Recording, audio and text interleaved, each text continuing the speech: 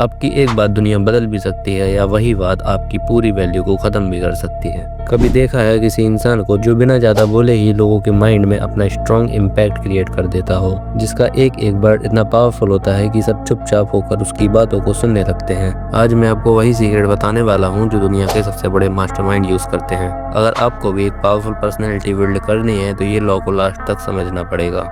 आज हम बात करने वाले हैं 48 लॉ ऑफ पावर के लॉ नंबर 4 के बारे में, जो कि है always say less than necessary. Powerful लोग वर्ड्स को सॉर्ड की तरह यूज करते हैं।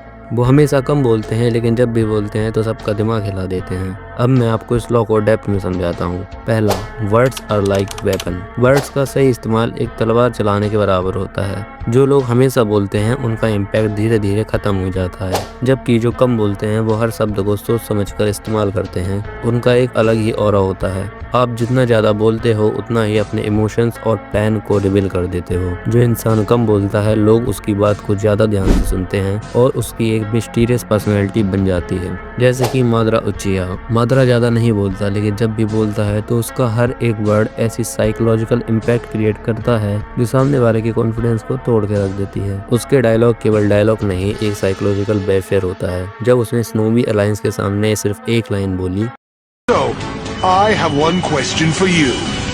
Would you prefer for all of these clones to use Susanoo against you or not? The choice is yours. तो पूरे बैटलफील्ड में टेरर फैल गया था। सिर्फ एक सेंटेंस और पूरा बैटलफील्ड उसके कंट्रोल में आ गया था। यही होती है कम बोलने की असली पावर। दूसरा, ज्यादा बोलना इक्वल टू पावर कम करना। ज्यादा बोलना सिर्फ बोल नहीं करता बल्कि तुम्हारी क्रेडिबिलिटी भी खत्म कर देता है। जब तुम बिना सोचे समझे हर जगह अपने थॉट्स को रिवील कर देते हो तो लोग तुम्हें लाइटली लेने लगते हैं और तुम अपनी अथॉरिटी लॉस कर देते हो। जैसे एलन मस्क और एक एवरेज बिजनेसमैन का फर्क देखो। एलन मस्क जब कोई अनाउंसमेंट करता है तो वो कुछ ही वर्ड्स में अपनी बात को रखता है, पर उसके वर्ड्स का इम्पैक्ट दुनिया भर के इन्वेस्टर और मीडिया पे पड़ता है। दूसरी तरफ एक एवरेज बिजनेसमैन अपनी कंपनी के प्लान्स को ओवर एक्सप्लेन करता है, हर छोटी बात को रिवील कर देता है और लोग उसकी बात इतनी सीरियसली नहीं लेते। अब आप बताइए आपको कौन ज़्यादा पावरफुल लगता है, एलन मस्क या फिर वो बिजनेसमैन? ऑब्वियसली एलन मस्क, क्योंकि उसकी कम बोलने की स्ट्रेटजी उसको अनप्रेडिक्टेबल और ऑथोरेटिव बनाती है। सेम चीज़ लाइफ के हर एस्पेक्ट में अप्लाई होती है। ज़्यादा बोलकर आप अपने आप को वीक बना लेते हो, जो कम बोलता है उसका इम्पैक्ट सबसे ज़्यादा होता है।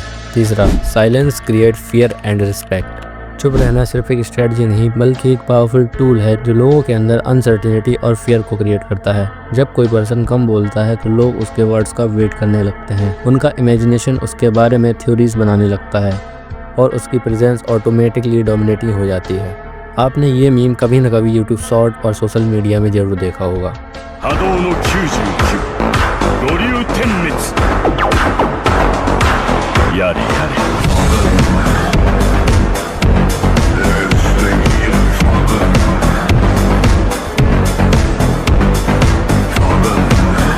इस एनाइम कैरेक्टर का नाम है एजिन। एजिन शुरू से ही एक काम और कंपोज्ड कैरेक्टर है। वो अननेसेसरी बातें नहीं करता, वो तब बोलता है जब जरूरी हो। उसका ये साइलेंट नेचर लोगों के अंदर एक अनईजी फीलिंग क्रिएट करता है। लोग प्रेडिक्ट नहीं कर सकते कि उसके माइंड में चल क्या रहा है। एजिन का साइलेंट और कंपोज्ड एटीट्यूड उसको और भी ज़्यादा टेरिफाइंग बनाता है। साइलेंस अनप्रेडिक्टेबिलिटी क्रिएट करता है और ये एक साइकोलॉजिकल वेपन है। जब तक तुम प्रेडिक्टेबल हो तब तक तुम वल्नरेबल होते हो, पर जब लोग ये नहीं समझ पाते कि तुम्हारे दिमाग में चल क्या रहा है तब आपका कंट्रोल बढ़ने लगता है। Strategies to apply this law in real life. अब मैं आपको जैसी स्ट्रेटजीज बताऊंगा जिससे आप भी इस लॉ को अपनी पर्सनैलिटी में इम्प्लीमेंट करना सीख जाओगे। Strategy 1, pause before speaking. जब कोई आपसे सवाल करे या फिर आप किसी कन्वर्सेशन में हो तो तुरंत जवाब मत दो। एक 3 सेकंड का पॉज लो और फिर बोलो। ये छोटी सी स्ट्रेटजी आपकी बात को और भी ज़्यादा पावरफुल और इम्पैक्टफुल बना देगी। जब लोग देखेंगे कि आप बिना सोचे समझे रिएक्ट नहीं कर रहे हैं तो उनके मन में आपके लिए रिस्पेक्ट और फियर बढ़ने लगेगा। Strategy 2, speak only when necessary. Her conversation में सिर्फ उतना ही बोलो जितना ज़रूरी हो। ओवर एक्सप्लेनिंग से बचो, क्योंकि जितना आप एक्सप्लेन करोगे उतना ही आप अपनी पावर लूज कर दोगे। जो लोग अननेसेसरी बातें नहीं करते उनकी बातों को ऑटोमेटिकली सीरियस लिया जाता है। Strategy number 3, control your emotions. गुस्सा या एक्साइटमेंट में ज़्यादा मत बोलो। जब आप इमोशनली रिएक्ट करते हो तो आपके वर्ड्स आपका कंट्रोल ले लेते हैं, जो आपके लिए डेंजरस हो सकता है। इसलिए कूल और कंपोज्ड रहो, क्योंकि इमोशनली स्टेबल इंसान हमेशा ज़्यादा पावरफुल होता है। Last and most powerful strategy number 4, use silence as a tool. Silence एक ऐसी टेक्निक है जो तुम्हारे वर्ड्स से भी ज़्यादा पावरफुल हो सकती है।